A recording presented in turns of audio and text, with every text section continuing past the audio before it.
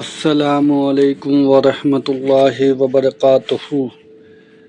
مفتی جی، اب میں کھولوں گا حقیقت۔ خواجہ اجمیری کو معاذ اللہ گستاخ کہا، جس نے کافر کہا، تکفیر کی امت مسلمہ کی، صحابہ کرام کی بے ادبیاں اور گستاخیاں کی، اہل بیت اطہار کے بارے میں شیعی کوئی نہیں کے الفاظ بولے، اور نبی علیہ السلام انبیاء کے لیے کہا کہ وہ تو اپنا پیشاب تک نہیں روک سکتے۔ اس طرح کی بے ادبیاں اور گستاخیاں اس نے کی ہیں۔ وہ بریلوی جنہوں نے باقی تمام مکاتب فکر کے کروڑوں لوگوں کو گستاخی کے نیزے کی نوک پہ لیا ہوا تھا پچھلے 100 سال سے، آئیں نہ قابو میرے فرعون۔ ہاں، اب ان کو اس ہیٹ کا اندازہ ہوگا۔